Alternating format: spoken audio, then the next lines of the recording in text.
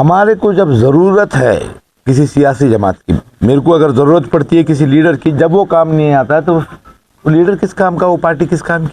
कांग्रेस के जिम्मेदारों को, लीडर्स को ये महसूस हो रहा है कि मुसलमान कुछ भी हो जाए कांग्रेस को ही वोट करने वाले हैं, तो इसीलिए हमारे लिए उनके दिलों में जज्बात नहीं है। एक छोटे तबके के खिलाफ भी अगर बात करते हैं तो कांग्रेस वाले उठ के खड़े होते हैं, दीगर पार्टियों के खिलाफ उठ के खड़े होते हैं। मुसलमानों के खिलाफ जब बात होती है तो कांग्रेस क्यों खड़ी नहीं होती, क्यों बात नहीं करती, ये सवाल है। बड़े घटिया किस्म का बयान दिए परसों, सुने नहीं मालूम। अगर कांग्रेस या दूसरी पार्टी की हुकूमत कर्नाटका में बनेगी तो यहाँ पर दंगे होंगे। आज सैयद अकबर हुसैन कॉलोनी, सैयद आरिफ हुसैन कॉलोनी के जिम्मेदार यहाँ पर इस छोटे से मशावरती इजलास में यहाँ पर मौजूद हैं। मैं समझा कि यहाँ पर मुझसे सवाल पूछे जाएंगे, मगर अल्हम्दुलिल्लाह आप लोग शहर के सियासी हालात पर नज़र रखे हुए हैं, मुझसे बहुत ज़्यादा तजुर्बेकार हैं, सियासी हालात पर आपका उबूर है, आप नज़र सब चीज़ें जानते हैं। मुख्तलिफ मशवरे और राय यहाँ पर पेश की गई और अल्हम्दुलिल्लाह तमाम राय जो यहाँ पर पेश की गई है 100% पूरे सही है, कोई उसमें गलत बात नहीं है। हमको गुलबर्गा शहर के तारीख को दोहराना है और ये गुलबर्गा शहर अपने इत्तेहाद के लिए जाना जाता है। हम लोग फैसला एक तरफा करते आए हैं। जो लोग पार्टी को देख के वोट डालते हैं उनको ये भी देखना है कि जो पार्टी का नुमाइंदा है, जो पार्टी कैंडिडेट देती है, वो कैंडिडेट क्या वाकई में सेकुलर है। पार्टी जो कैंडिडेट देती है क्या वाकई में ऐसे माहौल में, जबकि फिरका परस्त ताकतें मुसलसिल तौर पर हमारी पहचान को मिटाना चाहते हैं, हमारे वजूद को मिटाना चाहते हैं, क्योंकि हमारी शरीयत में मुदाखलत की बात हो रही है, हमारी बहनों के लिबास पे बात हो रही है, हमारे इबादत घर के ऊपर टारगेट कर रहे हैं, अजान के नाम पर, दरगाहों के नाम पर, अलन का मामला आपके बीच में है। ऐसे हालात में जबकि फासिस्ट ताकतें सबसे ज़्यादा ताकतवर हुए हैं, हम लोगों को, आप लोगों को, दानिशवर लोगों को, जिम्मेदार लोगों को क्या राय अमल करना चाहिए। पार्टी के नाम पर, अरे कांग्रेस पार्टी ऐसी, कांग्रेस पार्टी के ही 17 लोग एमएलए के रिजाइन कर आज बीजेपी को पावर मिला, तो पार्टी को वोट देख के डालना ज़रूरी क्यों है। और यही पार्टी जो कांग्रेस पार्टी है जो मुसलमानों के वोट के हकदार मानती है अपने आप, कि कांग्रेस पार्टी को ही वोट डालना, मुसलमान किसको डालते हैं और किसको डालते हैं, ये इनकी सोच है। और जब इन 3.5 साल में मैं एक पार्टी का कैंडिडेट हूँ, मुझे मेरी पार्टी की तायद करना है, उनको तनकीद करना है इलेक्शन का दरमियान, मगर आप, मैं जाने के बाद में भी बैठ के सोचिए, मैं आज बोल के जाऊंगा, कल आपको उस बात पे भी फिक्र होगी, अरे नासिर भाई हमको गेम करके गए या झूठ बोल के गए या तो फुसला के गए। ऐसा नहीं, आप खुद सब लोग मेरे से बड़े हैं, साहिब समझ है। हिजाब के ऊपर पूरे हिंदुस्तान नेशनल टीवी पे बहस चल रही है, पूरे टीवी चैनल्स पे। मेरे को भी मौका मिला, बहुत सारे टीवी चैनल्स में मैं भी डिबेट के लिए गया, वहाँ पर मैंने भी बात अपनी रखी, मजबूती से रखी। आपको याद दिलाना चाहता हूँ, आपसे पूछना चाहता हूँ, कोई कांग्रेस का लीडर इस इशू में बात किया क्या? बात करें, बात करना छोड़ दीजिए। एक ज़मीर अहमद खान साहब बोल के एक एमएलए हैं बेंगलुरु के, कांग्रेस के, उन्होंने एक बार बात कर दिए तो कांग्रेस के सदर डीके शिव कुमार साहब मीडिया के सामने बाइट देकर ये बोलते हैं कि उसको नोटिस दिया जाएगा, हिजाब के तायद में बात करे तो। अजान के ताल्लुक से कोई बयान उनका, एक भी बयान। हमारे को जब जरूरत है किसी सियासी जमात की,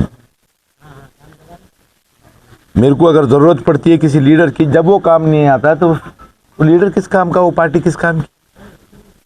हम लोग वोट डाल रहे हैं कांग्रेस को जब कांग्रेस की ज़रूरत है कि भाई हमारे बहनों के लिबास पर सवाल उठ रहा है, उनको खड़ा होना चाहिए। मुसलमान हिंदुस्तानी हैं कि नहीं, एनआरसी के जरिए ये पूछ रहा है, उनको खड़ा होना था। खड़ा होना चाहिए कि नहीं होना चाहिए। अजान का मामला क्यों बात नहीं कर सकते, क्यों खामोश रहते हो। इसमें सिर्फ और सिर्फ गलती अगर किसी की है तो मुसलमानों की।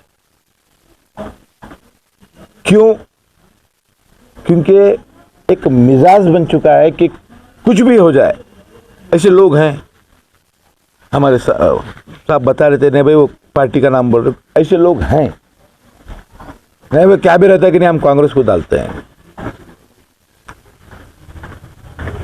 ऐसे लोगों की तादाद बढ़ रही है तो हमारी इज्जत, अजमत, शान नीचे गिर रही है।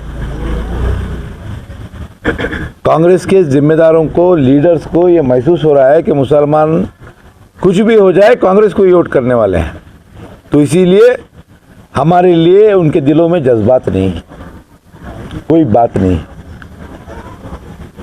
4% रिजर्वेशन मुसलमानों को हिंदुस्तान में हम दिए, जेडीएस वाले कुमार देवेगौड़ा साहब, अब निकाले। ऐसा कर रहे हैं जैसे रिजर्वेशन उन्होंने दिए थे हम वापस लाएंगे। आप वापस लाने से बेहतर है कि आपके जिन जिन रियासतों में हुकूमत थी वहां पर मुसलमानों को 4% रिजर्वेशन दो। दे सकते हैं ना। हिंदुस्तान में रहने वाले तमाम हमारे हिंदू भाई, छोटे से छोटा तबका रहता है कि नहीं, चाहे वो एससी का छोटे से छोटा कम्युनिटी रहता है कि नहीं, बैकवर्ड कम्युनिटी छोटी से छोटी रहती है कि नहीं, लिंगायत कम्युनिटी रहती है कि नहीं, वक्कलिया कम्युनिटी रहती है कि नहीं, किसी बिरादरी के, किसी समाज के खिलाफ, किसी मजहब के खिलाफ थोड़ी सी भी बयानबाजी खिलाफ होती है, उनके मजहब के ताल्लुक से, उनके इबादत के ताल्लुक से अगर कोई आवाज़ उठाता है, ये करते क्या जुर्रत बीजेपी वाले, आरएसएस वाले। मैं समझता हूँ 1 लाख से ज़ायद मजहब है हिंदुस्तान में, है ना। एक छोटे तबके के खिलाफ भी अगर बात करते हैं तो कांग्रेस वाले उठ के खड़े होते हैं, दीगर पार्टियों के खिलाफ उठ के खड़े होते हैं। मुसलमानों के खिलाफ जब बात होती है तो कांग्रेस क्यों खड़ी नहीं होती, क्यों बात नहीं करती, ये सवाल है। क्यों? क्योंकि मुसलमान की मजबूरी समझ करके हमको रखे हुए हैं वोट बैंक समझते हैं। इसीलिए आज वक्त की ज़रूरत है कि दीगर सियासी जमातों से भी मुस्लिम क़यादत को मौका मिलना चाहिए। मैं 2 बातें बोलता हूँ, इसको बड़े सीरियसली लीजिए आप। 2 इशू, ज़्यादा नहीं। एनआरसी हुआ, हिजाब हुआ, कौंसलर एक्ट हुआ, हमारी ईदों को तकलीफ हुई, सारी चीज़ें आप देख लिए, सारी चीज़ें। इसका तस्वुर 5 साल पहले अगर मैं बोलता तो कोई यकीन नहीं करता है। मैं अगर बोलता कि आपके मस्जिदों को अजान देने पे पाबंदी होगी, आपको बकरीद के दिन ईद मनाने से आपको तकलीफ़ दी जाएगी, तो आप यकीन नहीं करते। मोमिन पर कौन आ सकता है, कितनी किसकी ज़रूरत है, ये चीज़ होती थी। आज आपके बीच में बोल रहा हूँ, कल अगर यूनिफॉर्म सिविल कोड आज ऐलान किए हैं बीजेपी वाले कि कर्नाटका में यूनिफॉर्म सिविल कोड लाएंगे। यूनिफॉर्म सिविल कोड अब जब आएगा, यहाँ पर जितने लोग हम लोग बैठे हुए हैं, हम तमाम मज़हब की इज़्ज़त करते हैं, तमाम मज़हब के उनके कल्चर की इज़्ज़त करते हैं। हमारे हिंदू भाइयों का अपना एक तरीका है, दलित भाइयों का अपना एक तरीका है, वक्कलिगा का एक तरीका है, ब्राह्मणों का एक तरीका है। तमाम मज़हब पे अपने अपने एक तरीके खा रहे ज़िंदगी। हमारी एक तरीका ज़िंदगी, हमें जिस तरीके से ज़िंदगी गुजारनी चाहिए, हमारे मामले किस तरह से हो, ये तय हो चुके हैं। 1400 साल पहले नबी करीम सल्लल्लाहु अलैहि वसल्लम ने इन चीज़ों को तय किया है। इसमें मुदाखलत होने की कानून बन रही है। यूनिफॉर्म सिविल कोड वही है। मैं आपसे एक ही फिक्र आप दिल में रख लेके जाइए कि जब असेंबली में अगर बहस होगी तो इस यूनिफॉर्म सिविल कोड के अंदर बहस कौन करेगा। कुमार स्वामी मेरे लीडर हैं और 1000% वो सेकुलर जहन रखता है, क्योंकि हिजाब के मामले में। मगर शरई मामले में कुमार स्वामी साहब बात कर सकते क्या?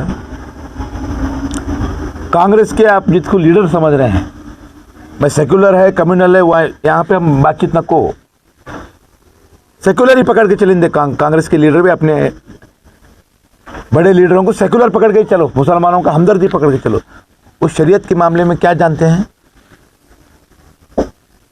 आज जरूरत इस बात की है कि मुसलमान जो मजहब को जानता भी हो और कन्नड़ा जबान में असेंबली में बात करने की सलाहियत भी हो।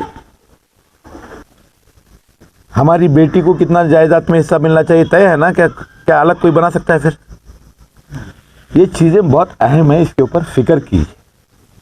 ये इलेक्शन उतना अहम है, गुलबर्गा का इलेक्शन होता जाता है। यहाँ पर एक इशू ये है, दूसरा इशू हमारे मुल्क के होम मिनिस्टर बड़े घटिया किस्म का बयान दिए परसों, सुने नहीं मालूम। अगर कांग्रेस या दूसरी पार्टी की हुकूमत कर्नाटका में बनेगी तो यहां पर दंगे होंगे, सुने हैं? आप जिम्मेदार लोग हैं, इसके ऊपर फिक्र कीजिए। हम ऐसा होते तो ऐसा कैसा होते, खुदा ना खास्ता हो गया तो क्या कांग्रेस के उम्मीदवार आके ठहर सकते हैं? क्या मैं ठहर सकता हूं? जब तक आप मुतमईन नहीं रहते दूसरों को मुतमईन नहीं कर सकते। डिलिमिटेशन का एक है, ये एक सीट ऐसी है, अगर मुसलमान मजबूरी के तहत आसानी से आंख बंद करके हाथ का निशान देख के वोट डालेंगे तो इससे अच्छी सीट है क्या? कौन सी तो उनको रिजर्व करने के लिए है क्या हजरत? 50% आबादी की सीट एससी रिजर्व हो गई तो कांग्रेस का कैंडिडेट आराम से जीतता, बोलने का ख्वाहिश नहीं है उनकी। डिलिमिटेशन में ये मोहतरम माँ, हमारी माँ दाखिल है, उसकी पर्सनल कोई बात मैं नहीं कर रहा है, सियासी नहीं है उनको समझ में नहीं आता, काबिलियत नहीं है, उनको जिम्मेदारी क्या है वो भी नहीं मालूम। ये सीट को एससी नहीं करते, साइन नहीं करते बोल के है यकीन आपको? एक इलेक्शन होता कि जाता कि 25 साल तक हम लोग जो एक रहनुमाई करते आए हैं हैदराबाद कर्नाटका की, गुलबर्गा जिले की, वो रहनुमाई खो देंगे। ये 3 चीजें आपके दिमाग में याद रख लीजिए, आवाम तक पहुंचाइए। 3-4 मोहल्ले के जिम्मेदार यहाँ पर हैं। आप अपने अपने मोहल्लों में किस तरीके से लोगों को समझा सकते हैं, आप जिम्मेदार लोग हैं, समझाइए, इंशाल्लाह लोग समझेंगे। एक ही चीज उनके ज़हन में निकालना है, वो पार्टी का मामला। और सबसे बड़ा चैलेंज सीट बचाना, बचेगी इंशाल्लाह, दो राय नहीं है। तो बराए मेहरबानी आप तमाम लोग इस इलेक्शन को अपना इलेक्शन समझकर इसकी अहमियत को अवाम तक पहुंचाइए। इलेक्शन दूसरे आते हैं, आए मिले, पोलिंग करे गए, अगर ऐसा लाइट लिए तो कोई मतलब ही नहीं। उस शेर पे जो आता है, उर्दू इतनी अच्छी नहीं है, खुदा उस कौम की हालत नहीं बदलती जो, क्या है आगे उसका, जो ना हो खुद अपने हालात का बदलने का। हमको पहले ऊंट को जो है बांधना है, फिर बाद में तवक्कल तो अल्लाह करना है। पहले ऊंट बांधने का तो काम कीजिए। हम कुछ भी नहीं करेंगे, अरे ऐसा हो रहा वैसा हो रहा, बाद में पछताने से कोई मतलब नहीं है। ये इलेक्शन ऊंट बांधने का टाइम है। आप अपने अपने वोटों का सही इस्तेमाल कीजिए, इंशाल्लाह कामयाब। शुक्रिया, अस्सलाम वालेकुम।